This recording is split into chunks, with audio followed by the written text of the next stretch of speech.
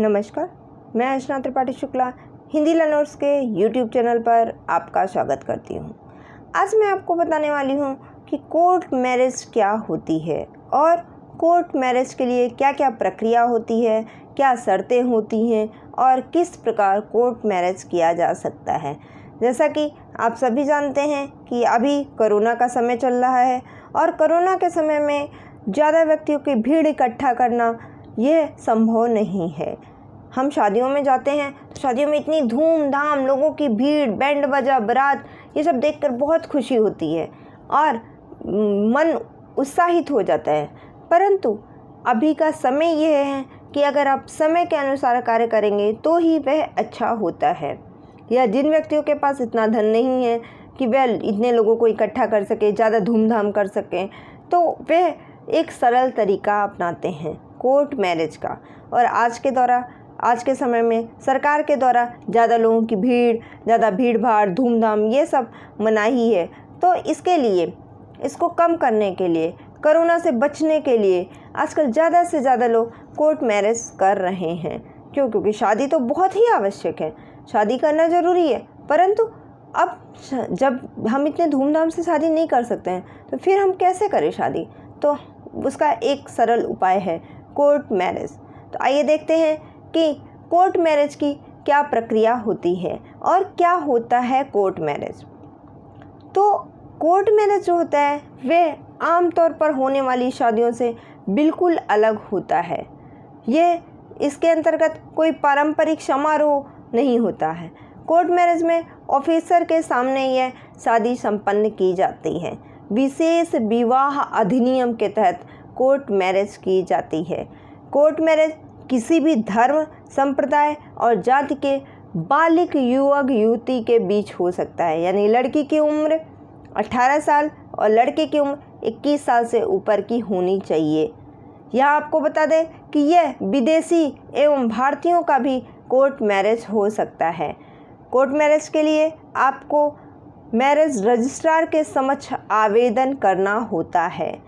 आप court marriage के लिए रजिस्ट्रार के पास कोर्ट मैरिज से पहले ही आवेदन कर सकते हैं। अगर आप कोर्ट मैरिज की प्रक्रिया की बात करें तो आप ये कैसे करेंगे, आइए मैं आपको यह बताती हूँ। तो ये पूरे भारत में ऐसा नहीं है कि दिल्ली में आप हैं तो यहाँ पर कोर्ट मैरिज करने का तरीका दूसरा है, यूपी में गए तो वहाँ कोर्ट मैरिज करने का तरीका दूसरा है, बिहार चले गए तो वहाँ का कोर्ट मैरिज करने का तरीका दूसरा है। ऐसा कुछ भी नहीं है। पूरे भारत में कोर्ट मैरिज का एक ही तरीका है, एक ही प्रोसेस है। तो वह प्रोसेस क्या है वह आप देखें। इसको विशेष विवाह अधिनियम 1954 के अंतर्गत शासित किया गया है। इस अधिनियम के द्वारा विभिन्न प्रकार के धर्म, चाहे वह पुरुष हो, स्त्री हो या कोई भी नागरिक हो, वह समारोह में विवाह संपन्न करा सकता है।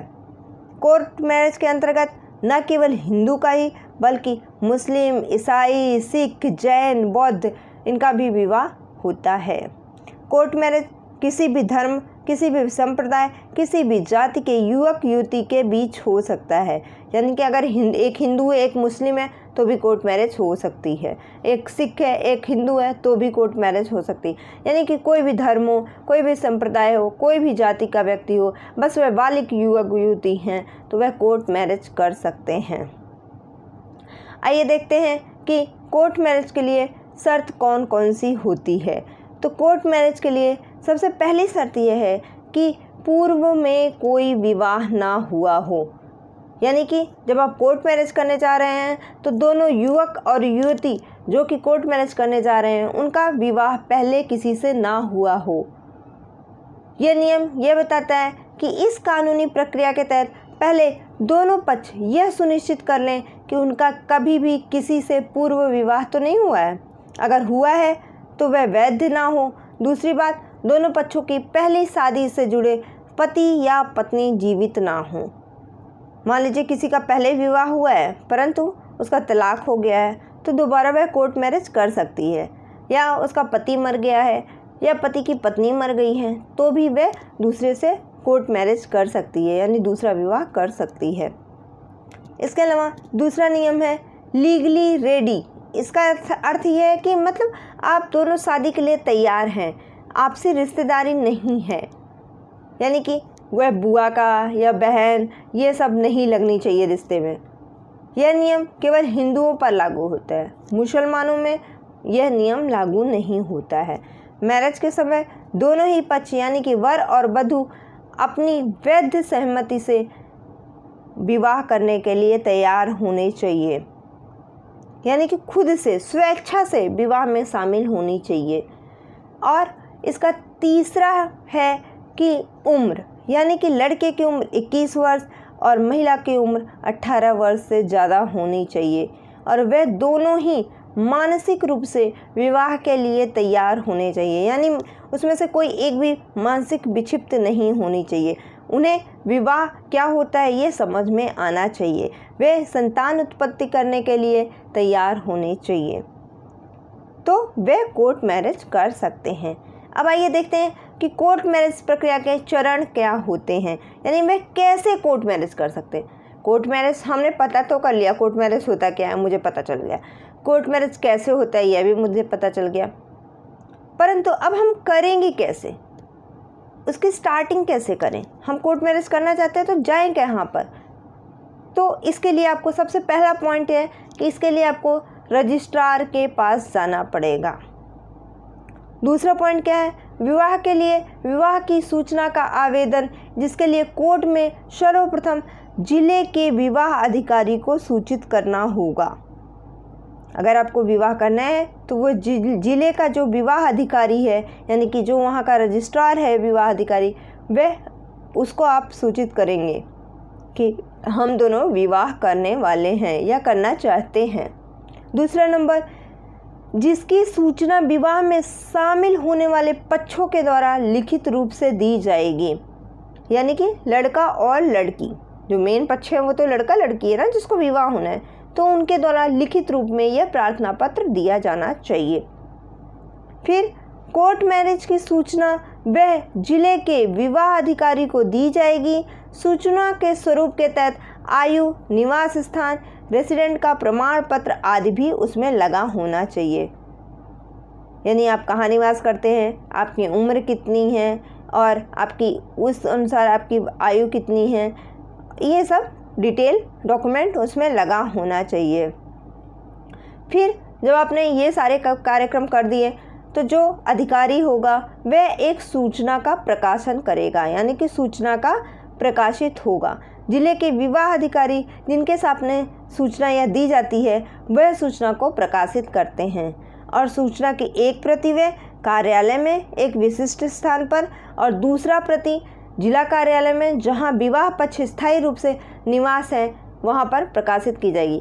वो वहां पर टांग देते हैं, लिख देते हैं या वहां पर भेज देते हैं कि भाई ये दोनों शादी करने जा रहे हैं। अगर किसी को इस पे आपत्ति है तो वह व्यक्ति आके अपनी आपत्ति दर्ज करा सकता है।